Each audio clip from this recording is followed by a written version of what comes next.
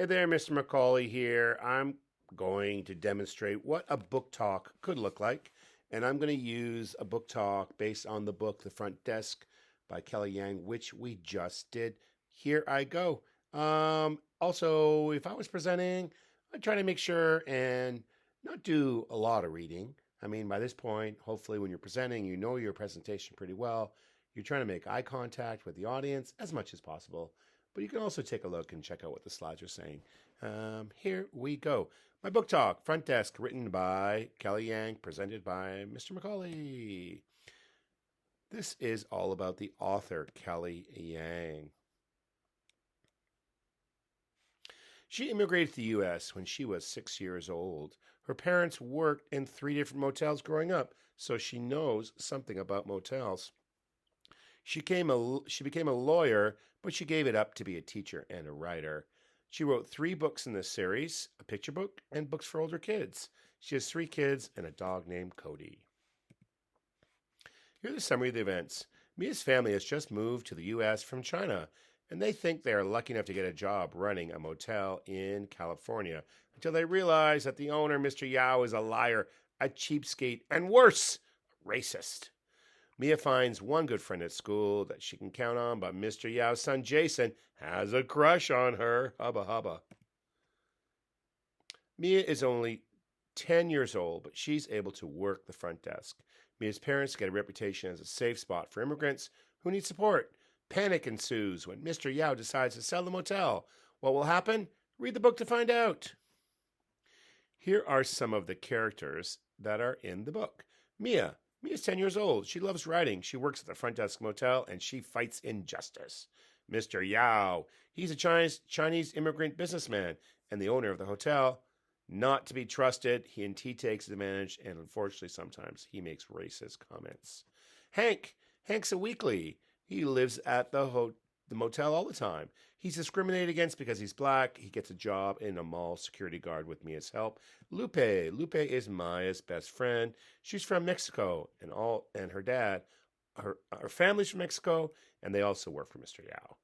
There's also Mr. Tang, who's Mia's dad, who works very hard to run the hotel, and he collects valuable pennies. And Mia's mom, she was an engineer in China. She also works very hard. She wants Mia to study math, not writing. Then there's Jason, Mr. Yao's son.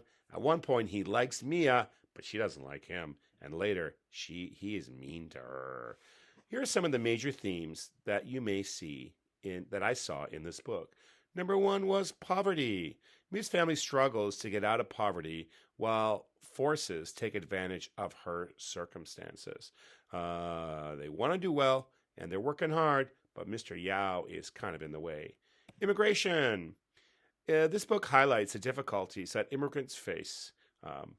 And we also often hear stories of people that Mia's family meet and all the difficult things that happen to them.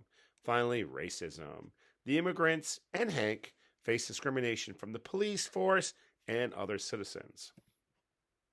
Problem and solution.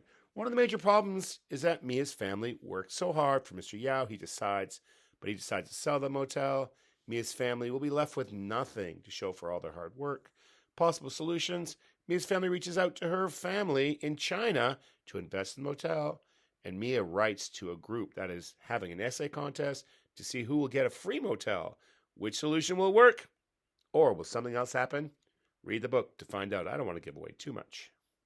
Here's a passage that I want to share, the roller coaster.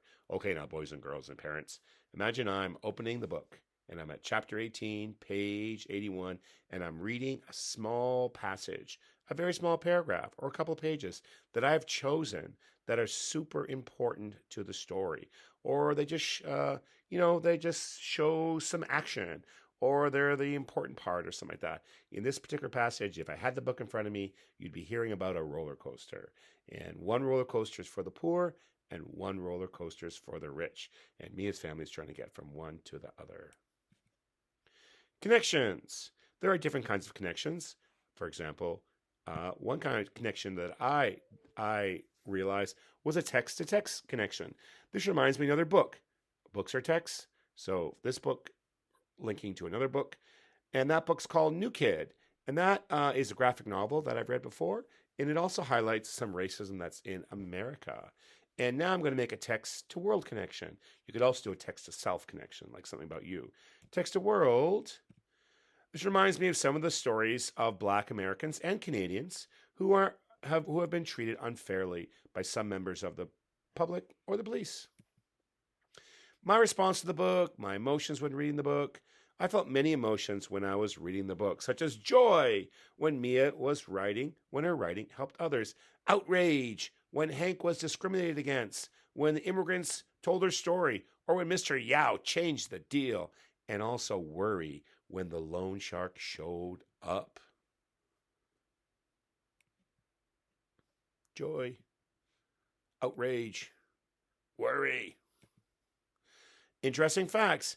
Kelly Yang said that about 60% of this book was real and 40% was made up. Another interesting fact, so incredibly interesting, Kelly Yang went to university when she was 13. Wow, 13, that means, I don't know, normally that would be like grade 9, but she's already in university. Is that right? Grade 9? No, maybe that means you'd be in grade 7, maybe. Anyways, instead of going to grade 7 or 8, she went to university. And she went to law school at 17, but she would not recommend it. In fact, she's not a lawyer anymore. Here's my artifact. I have brought in a physical artifact from my house, and it relates to the story. Imagine, if you will, I'm holding a mason jar, and it says tip jar on there. And the reason I brought this is that Mia put a tip jar on front of her front desk. And it shows that Mia is a creative thinker trying to get money. My recommendations. I'd highly recommend this book to anyone who is in grade 4 to 8 and enjoys stories about real life.